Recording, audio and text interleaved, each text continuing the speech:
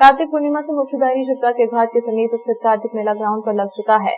का परिसर में कई बड़े झूलों ने रफ्तार पकड़ ली है, वहीं कई और नए झूले लगने अभी बाकी हैं। हर बार की तरह मेले में लोगों का आकर्षण का केंद्र मौत का कुआं अभी तक नहीं लगा, इसीलिए अभी जो लोग मेला देखने पहुंच रहे हैं वे निराश होकर लौट रहे हैं। हालांकि इस बार नगर निगम द्वारा दुकानों का ऑनलाइन आवंटन किया गया था, जिस वजह से मेला अभी भी पूरा नहीं लग पाया। मेले लगे आज करीब 15 दिन हो गए हैं, लेकिन ऑनलाइन प्रक्रिया के चलते सभी दुकानें आवंटित नहीं हो पाने के चलते मेले में इस बार दुकानें पूरी तरह से नहीं लगी। हालांकि शहरवासी मेले को लेकर खासे उत्साही और गड़ाड़ू जलेबी सहित झूले का आनंद लेने में बड़ी संख्या में पहुंच रहे हैं। शनिवार और रविवार को बड़ी संख्या में लोग परिवार और दोस्तों के साथ पहुंचे और एंजॉय किया। मेले में जाने वाले अधिकतर बच्चे अपने पेरेंट्स के साथ इसका मजा ले रहे हैं। वहीं काफी छोटे बच्चों के लिए भी कोई स्मॉल आकार के झूले लगे हुए हैं, जिस पर बच्चों को बिठाकर पेरेंट्स फोटो खींचना नहीं भूल रहे हैं। छोटे झूले वाले प्रत्येक व्यक्ति से 20 रुपए तक ले रहे हैं, तो वहीं बड़े झूले वाले प्रत्येक व्यक्ति से 70 रुपए तक ले रहे हैं, जिससे लोगों में खासी नाराजगी तो है, लेकिन बढ़ी हुई राशि को लेकर लोग कार्तिक मेले का आनंद कम करना नहीं चाह रहे हैं। जलेबी 200 से 300 रुपए तक बिक रही है, तो गराड़ू 300 रुपए से 500 रुपए किलो तक बिक रहे हैं। साथ ही छोले भटूरे और टिकिया 60 से 80 रुपए प्लेट मिल रहे हैं। लोग जब दुकानदारों से पूछ रहे हैं कि इतनी महंगाई क्यों कर दी, तो दुकानदार एक ही बात कह रहे हैं कि इस बार दुकानें बहुत महंगी लगी हैं, इस कारण दाम भी ज्यादा है। क्या तो कि मेले में हर साल लगने वाला चक्री वाला झूला हर किसी की पसंद होता है। इस बार भी चक्री वाले झूले पर झूलने के लिए लंबी लंबी लाइनें रविवार को भी देखने को मिली। क्या तो कि हर बार की तरह इस बार भी मेले में लोग गन से बैलून पर निशाना लगाना नहीं भूल रहे हैं। इसकी दुकान मेले परिसर में लगी हुई है, जिन पर लोग निशाना लगाने के लिए अपनी बारी का इंतजार करते दिख रहे हैं। मेले में कप प्लेट, क्रॉकरी प्लेट, चूड़ी और बिंदी, इलेक्ट्रॉनिक सामान, जूता चप्पल, खिलौने और खाने पीने समेत अन्य दुकानें लग चुकी हैं। वहीं पारंपरिक जलेबी, गराड़ू, पानी की तासे, छोले भटूरे और टिकिया की खुशबू दूर से ही आ रही है, जो लोगों को अपनी ओर आकर्षित कर रही है।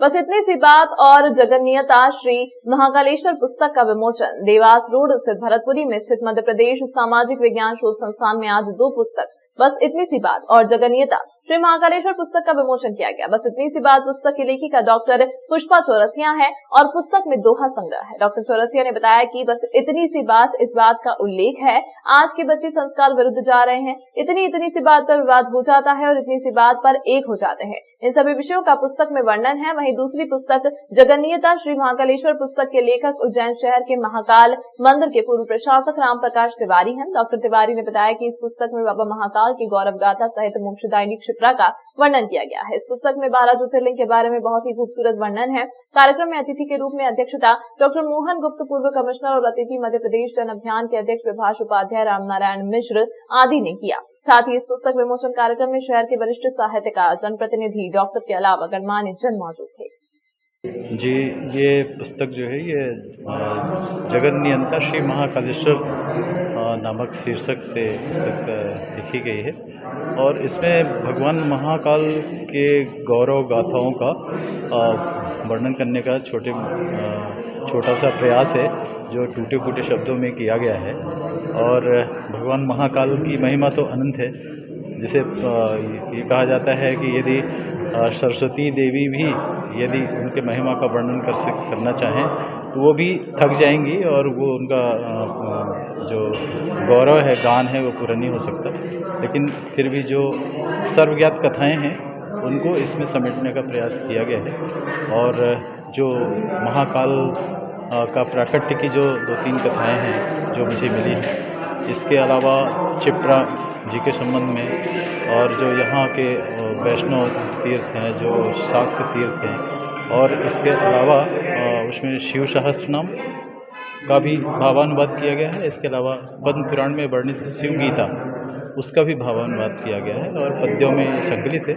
इस पुस्तक में 12 खंड हैं जो ज्योतिर्लिंगों के नाम से अलग अलग खंडों में विभाजित किए गए हैं। बस इतनी सी बात। इसमें दोहा है और अपना जीवन समाज का है, जो कुछ घटित होता है आसपास, उन संदर्भों को लेकर के मैंने ये रचना की है। समाज में हम अपने परिवार को देखते हैं विघटित होते हुए।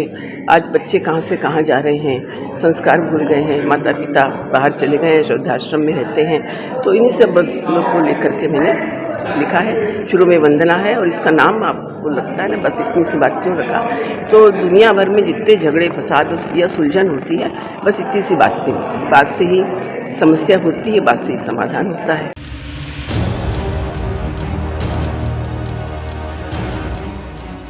इंदौर के महापौर पुष्यमित्र भार्गव ने विधानसभा क्षेत्र क्रमांक से जुड़े अलग अलग कार्यक्रमों में हिस्सा लिया। इस दौरान महापौर पुष्यमित्र भार्गव ने जनता से चर्चा कर उनकी समस्याएं भी जानी। इंदौर के महापौर पुष्यमित्र भार्गव ने शनिवार को विधानसभा क्षेत्र क्रमांक 1 पहुंचे। इस दौरान योग के कार्यक्रम के साथ ही महापौर ने विकास से जुड़े कार्यों का भूमि पूजन भी किया। कार्यक्रमों के साथ ही महापौर ने क्षेत्र के आमजनों से चर्चा कर उनकी समस्याएं भी जानी। महापौर ने कहा कि लोगों से चर्चा करने के बाद ड्रेनेज और स्वच्छता से जुड़े कामों की कुछ शिकायतें आई हैं, जिन्हें दूर करने के निर्देश दिए गए हैं। क्रमांक 1 के वार्ड 4 में हमने योगाभ्यास के साथ पूरे वार्ड का दौरा किया। मूलतः स्टॉर्म वाटर और वाटर लॉगिंग की जो बड़ी समस्या इस क्षेत्र में पानी के दौरान भी सामने आई थी, उसको लेकर दोनों तीनों जो मुख्य जगह हैं उनका भ्रमण किया है। उसका निरीक्षण करने के बाद सभी अधिकारियों को निर्देश दिए हैं कि जो आवश्यक फाइलें हैं वो तुरंत करके इन स्टॉर्म वाटर लाइनों को जोड़ने का काम करें। दूसरा, स्वच्छता को लेकर दिशा निर्देश जारी किए हैं कि इंदौर 7वें आसमान पर पहुंचे, इसलिए स्वच्छता के जितने हमारे पैमाने हैं उनको पूर्ण रूप से फॉलो करते हुए डोर टू डोर कचरा ओपन टिपर से और CND वेस्ट जहां है वो भी तुरंत उठाया जाए।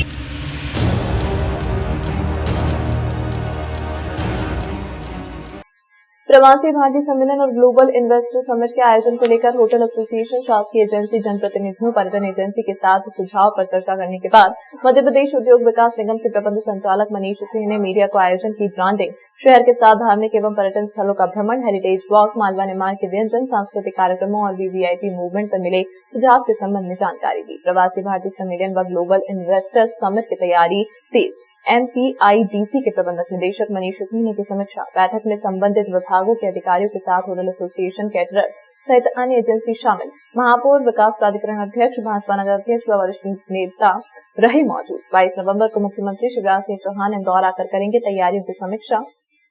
माननीय मुख्यमंत्री जी निरंतर बैठकें ले रहे हैं भोपाल में, और जो उनके इंस्ट्रक्शंस हैं, जो उनकी इच्छा है और जो व्यवस्थाएं चाहते हैं, उसको लेकर के एक रिव्यू मीटिंग हम लोग रखी थी।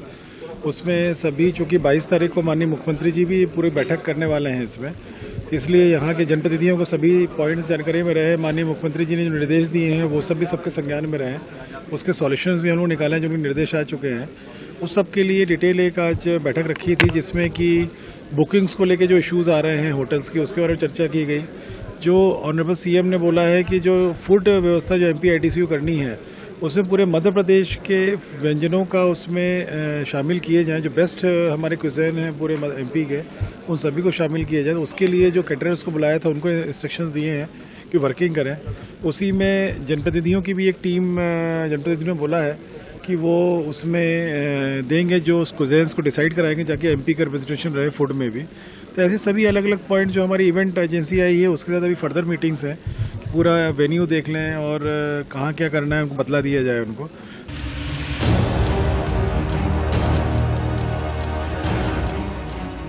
भारत जोड़ो यात्रा के प्रवेश को लेकर मध्य प्रदेश में सियासत तेज है, जबकि इंदौर में राहुल गांधी को बम से उड़ाने की संबंधी धमकी भरे पत्र के सामने आने के बाद यात्रा का विश्राम खालसा स्टेडियम की जगह वैष्णव स्टेडियम में करवाए जाने की सूचना है। शहर कांग्रेस अध्यक्ष विनय बागलीवाल का कहना है कि आज या कल में भारत जोड़ो यात्रा के शेड्यूल से जुड़ी पूरी जानकारी सामने आ जाएगी। राहुल गांधी की भारत जोड़ो यात्रा इसी महीने मध्य प्रदेश में प्रवेश करेगी। यह यात्रा कई जिलों से होते हुए इंदौर पहुंचेगी। इसी बीच इंदौर में राहुल गांधी को बम से उड़ाने संबंधी धमकी भरा पत्र मिलने से जहां पुलिस विभाग की नींद उड़ी हुई है, तो वहीं सुरक्षा के लिहाज से यात्रा की व्यवस्थाओं में भी परिवर्तन की गुंजाइश बढ़ गई है। सूचना मिल रही है कि सभी प्राप्त सुझावों के बाद विचार कर यह तय किया जा रहा है कि भारत जोड़ो यात्रा का विश्राम स्थल खालसा स्टेडियम से बदलकर वैष्णव स्टेडियम कर दिया जाएगा। हालांकि इसे लेकर अंतिम मुहर लगना भी बाकी है। शहर कांग्रेस अध्यक्ष का कहना है कि 1 या 2 दिन के भीतर यात्रा के शेड्यूल में परिवर्तन सहित सभी जानकारियां सामने आ जाएंगी।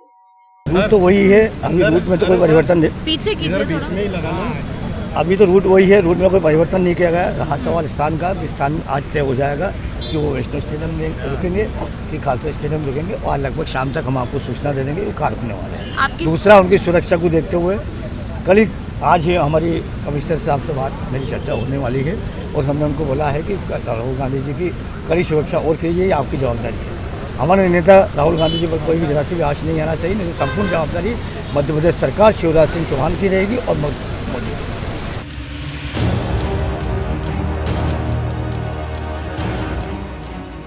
आज पर्यावरण संरक्षण और नदियों के जल को संरक्षित करने के उद्देश्य से दो महान शख्सियत आज से नर्मदा परिक्रमा पर निकलेंगे। कर्नल आरपी पांडे और उनके साथ ही हिरेन पटेल ओमकारेश्वर से नर्मदा परिक्रमा की शुरुआत करने जा रहे हैं। इससे पूर्व वह इंदौर प्रेस क्लब पर पहुंचे और पत्रकारों से चर्चा की। उन्होंने कहा कि हम पूर्व में भी गंगा परिक्रमा कर चुके हैं, तो लगभग 3,500 किलोमीटर लंबी थी। कर्नल पांडे ने बताया कि जिस तरीके से इंदौर ने पूरे विश्व में स्वच्छता को लेकर अपनी पहचान बनाई है, उसी तरीके से हम भी यह परिक्रमा पर्यावरण संरक्षण और स्वच्छता को लेकर कर रहे हैं और गाँव गाँव शहर शहर ये संदेश देते हुए चलेंगे। उन्होंने कहा कि पहले कोई सोच भी नहीं सकता था कि स्वच्छता को लेकर लोगों में जागरूकता पैदा होगी, लेकिन इंदौर ने यह करके दिखाया है। हमें इंदौर पर गर्व है। वह ये परिक्रमा ओमकारेश्वर से शुरू कर भुरुच गुजरात और पुनः अमरकंटक होते हुए ओमकारेश्वर में नर्मदा परिक्रमा को समाप्त करेंगे। जल की बिल्कुल उसको प्रदूषित ना करें। नंबर 2, प्लास्टिक का इस्तेमाल कम से कम करें और धरती को हरा भरा करें, जिसके लिए पेड़ों को लगाएं और उनकी रक्षा करें। ये 3 मकसद है हमारे, जिसमें कि यूथ मेन पार्टिसिपेंट है और जो नए बच्चे हैं, नई पीढ़ी है, उनके लिए और आने वाली पीढ़ी के लिए हमको इसको बचाना है। तो जो पीढ़ी है उसी को हमें समझाना है और उसी ने काम करना है। उसी ने अपने जो पुराने लोग हैं जो गंदगी फैलाए हैं, जिनकी आदतें बदलनी थोड़ी मुश्किल हैं, अगर वह बच्चे उनको समझाएंगे अपने माता पिता को, तो जरूरी बात है उन पर असर हो रहा है। इंदौर उसका एक बहुत श्रेष्ठ उदाहरण है कि ऐसा शहर जो आज के दिन में सबसे उत्तम शहर में गिना जाता है और लगातार ये एक नई इसने आयाम बनाए हुए हैं। इसी प्रकार वो भी हो सकता और होगा।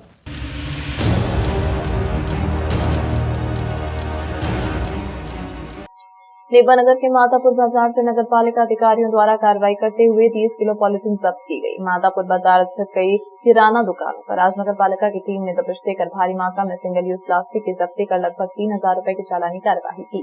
इसके पहले नगर पालिका अध्यक्ष भारती विनोद पाटिल एवं नगर पालिका के पार्षदों एवं कर्मचारी द्वारा रैली के माध्यम से मातापुर बाजार में घूम घूमकर व्यापारियों से प्लास्टिक की थैली का उपयोग न करने की अपील कर चुके थे, परंतु अपील के पश्चात भी व्यापारी पॉलिथीन का उपयोग कर रहे थे। क्रय विक्रय एवं भंडारण पर प्रतिबंध भी लगाया जा चुका है, तो उसके परिपालन में नगर पालिका से लगातार लगभग 1 माह से मुनादी कराई जा रही है तथा आम व्यापारी तथा फुटकर व्यापारियों से सिंगल यूज प्लास्टिक का उपयोग न करने की अपील की जा रही है। लेकिन इसके बाद भी व्यापारियों द्वारा नगर में सिंगल यूज प्लास्टिक का उपयोग धड़ल्ले से किया जा रहा है। प्रदेश सरकार के वरिष्ठ अधिकारियों के आदेशानुसार नगर पालिका सीएमओ सुशील कुमार ठाकुर के निर्देश पर अब नियमों का सख्ती से पालन किया जा रहा है। परंतु हमारी टीम जब आज निकली तो हमने देखा कि धड़ल्ले से मार्केट के अंदर छोटे तो छोटे बड़े व्यापारी भी पन्नियों का उपयोग कर रहे हैं। तो उसी चरण में आज हमारे द्वारा ट्रैफिक जाम, ठाकुरदास गोपालदास, किशोर प्रोविजन, सोहम किराना स्टोर, राजक्लाथ, रूप वर्षा, अमृत वर्षा, इन जगह से लगभग 30 किलो पॉलीथीन के आसपास की जब्ती की गई और लगभग 3,000 रुपए के आसपास उनका जुर्माना आरोपित किया गया और उन्हें भविष्य में चेतावनी दी गई कि ये कार्रवाई जो नगर पालिका द्वारा आज की गई है ये भविष्य में भी की जाएगी। इसलिए आप हमारे शहर को साफ सुथरा बनाने में पॉलीथीन की पन्नियों का उपयोग ना करें। आप आमजन से कहें कि आप अपने घर से लाइए थैला, हमारा शहर नहीं होगा मेला। इसी बात को लेकर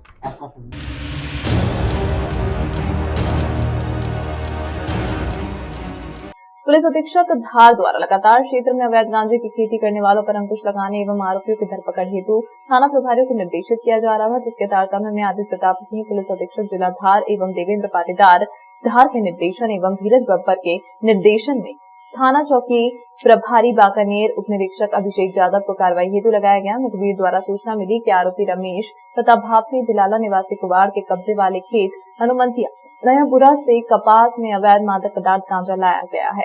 उसकी तस्दीक करते हुए सूचना सही होना पाई गई। बाद में पहचान व फोर्स के साथ आरोपी रमेश के कब्जे वाले खेत हनुमंतिया नयापुरा पहुंचे, जहां आरोपी रमेश के खेत में कपास के पौधों के बीच से अवैध मादक पदार्थ गांजे के 44 पौधे वजनी 105 किलोग्राम, जिनकी बाजार मूल्य 5 लाख रुपए करीबन आंकी गई। अवैध गांजे की जब्ती की गई। कार्रवाई समक्ष हमराही पंचानों के समक्ष कर थाना मनावर पर आरोपी रमेश पिता भाव सिंह भिलाला के विरुद्ध थाना मानवर पर अपराध क्रमांक 1262/22 धारा एनडीपीएस एक्ट का कायम कर विवेचना में लिया गया। प्रकरण का आरोपी रमेश मौके से फरार हो गया। उक्त सराहनीय कार्य में थाना प्रभारी मनावर कार्यवाहक निरीक्षक नीरज बिरथरे के निर्देशन में अभिषेक यादव, जितेंद्र बघेल आदि लोगों की सराहनीय भूमिका रही।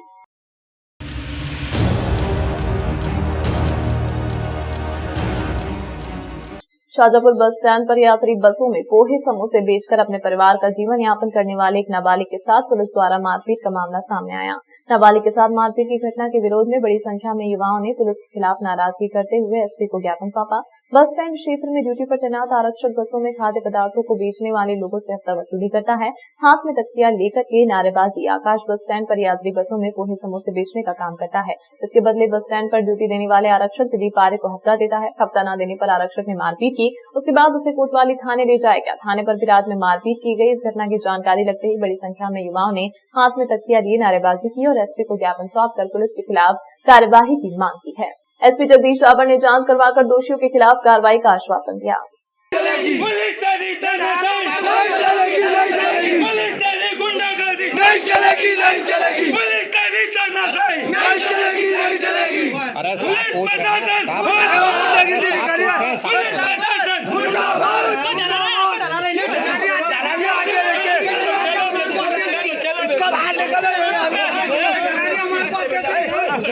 आवेदन दिया, दिलीप आर्य ने क्लियर कर दिया था कि इसका अंजाम बहुत बुरा होगा। दिलीप आर्य मेरे को मारा, इसके मारे में कब्जे से करने गया था। इनने बोला था कि उनके नाम की वो खरीदवा देना आवेदन देने गया था, तो उनके पुलिस वाले से मत पूछना, तो मैंने के लिए तो दूँ आवेदन। तो मैंने आवेदन दिया, तो इसके बाद उन्होंने कहने कि छोरों को भिजाया घर पे मेरे को बुलाने के लिए रात को। तो उन्होंने वहाँ पर बुलाया, उन्होंने माइक दिया, बहुत सारे पुलिस वाले आ गए और वहाँ पर दिलीप ने मेरे को मारा था। मैं क्यों मारा दिलीप ने? मेरे पर इसके मारी आवेदन देने के कारण शिकायत करी थी, इसलिए मारा आपको? हाँ। फिर ये मेरे पास आया रोता हुआ टेंशन चौराहे पर, तो मैंने इससे बोला क्या हो गया, तो उन्होंने भैया दिलीप भैया ने मुझे मारा। मैं इसको थाने ले गया, कोतवाली थाने पर दिलीप भैया के खिलाफ आवेदन दिया। मैंने सोचा कुछ कार्रवाई होगी। वहाँ पर आवेदन देते हुए पुलिस वालों ने मुझसे बोला कि पुलिस वालों के खिलाफ आवेदन मत दो, इसके साथ बहुत बुरा होगा क्योंकि इसको काम वहीं पर ही करना है। तो उन्होंने सर परेशान हो गया व्यक्ति, तो एक बार नहीं ये 8-10 बार घटना कर चुके हैं दिलीप भैया। तो मैंने बोले आवेदन तो आप लिखो, आवेदन दिया। ये अभी आए थे बस स्टैंड पे जो ड्यूटी में जवान रहता है उसके द्वारा मारपीट करना बता रहे हैं और एक आवेदन पत्र दिया है, उसकी जांच करा रहा हूँ मैं। जांच कराने के बाद जो भी उचित कार्रवाई होगी वो करेंगे। पहले जांच हो जाए, उसके बाद फिर मैं देखता हूँ क्या होना है।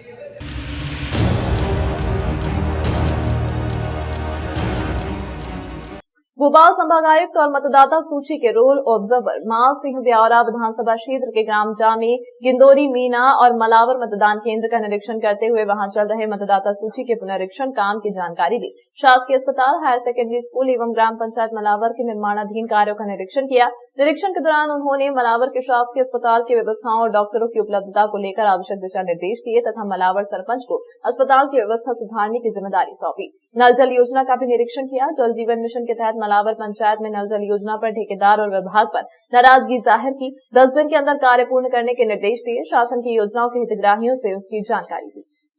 तो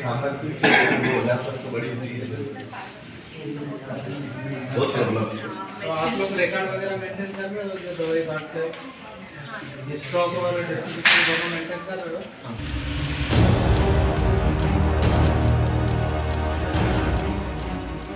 राजगढ़ जिले के ब्यावरा शहर में आशा उषा आशा सहयोगी संयुक्त मोर्चा के आह्वान पर आशा उषा पर्यवेक्षकों के निश्चित मासिक मानदेय देने के लिए प्रदेशव्यापी हड़ताल की जा रही है। आशा उषा पर्यवेक्षकों के प्रदर्शनकारियों ने बताया है कि निश्चित मासिक मानदेय देने के लिए हड़ताल की जा रही है। कोविड का पैसा काटा जा रहा है। 24 घंटे ड्यूटी देने के उपरांत भी निश्चित मानदेय नहीं दिया जा रहा। आशाओं को 10,000 और पर्यवेक्षकों को 15,000 रूपये मासिक मानदेय की मांग की गई। शासन द्वारा उक्त मांगों को पूरा नहीं किया गया तो आशा उषा पर्यवेक्षक कार्यकर्ता अनिश्चितकालीन भूख हड़ताल एवं काम बंद आंदोलन करेंगे, जिसकी संपूर्ण जवाबदारी शासन प्रशासन की होगी।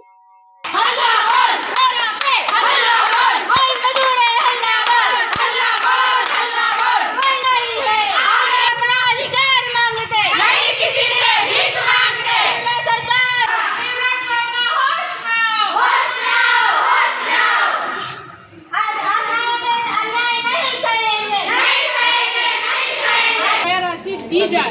हाँ, बकाया, हम इसलिए बोल रहे हैं कि पहले उनकी बकाया राशि पूरी दे दी जाए तो उनका भी आगे मन लगेगा। काम करने में। तो की हड़ताल रखी गई है, जो हम लोगों का कोविड का पैसा काट रहे हैं, हम लोगों की 24 घंटे ड्यूटी करवा रहे हैं, हमारा निश्चित वेतनमान नहीं है। इसलिए हम चाह रहे हैं कि जो मिशन संचालक के सामने हमारा मिशन संचालक ने हमसे वादा किया था कि हाँ आशा 24 घंटे काम करती है, इतना काम करती है, उसके लिए आशा को 10,000 और पर्यवेक्षक को 15,000 देना चाहिए। अब वो मांग से वो मुकर रहे हैं, अभी तक ना तो फाइल पहुंचा रहे हैं, ना आशा को 10,000 और पर्यवेक्षक को 15,000 दे रहे हैं। इसलिए हम ये लोग हड़ताल करने के लिए मजबूर हैं। अगर ये आपकी मांग पूरी नहीं होती है तो? अगर हम लोगों की मांग पूरी नहीं होती है तो ये छोटी सी चेतावनी थी हमारी, जो 7 दिन तक हम लोगों ने हड़ताल किए, जो जिले पूरे मध्य प्रदेश में हो रही है। और इसके बाद अगर सरकार नहीं सुनती है और हमारी मांगे पूरी नहीं होती है तो हम अनिश्चितकालीन हड़ताल करेंगे, भूख हड़ताल करेंगे, काम बंद हड़ताल करेंगे और इसकी जवाबदारी सारी प्रशासन की रहेगी। और जो अभी हम लोग ये जो हड़ताल कर रहे हैं, अभी हमें सरकार की तरफ से सिर्फ 2,000 रुपये मिल रहे हैं, जो अभी मिशन संचालन के द्वारा हम लोगों को कहा गया था 10,000 15,000 हमें मिलना चाहिए, वो अभी तक हमें नहीं मिला है। अभी ये हड़ताल करने के लिए हम लोग मजबूर हुए, इस वजह से हमें ये हड़ताल करना पड़ रही है। आगे अगर हमारी मांगों को पूरा नहीं किया जा सकेगा तो ये हड़ताल अभी सिर्फ जिले तक है, आगे प्रदेश तक पहुंची जाएगी और उसके बाद में ये हड़ताल उग्र रूप भी ले सकती है।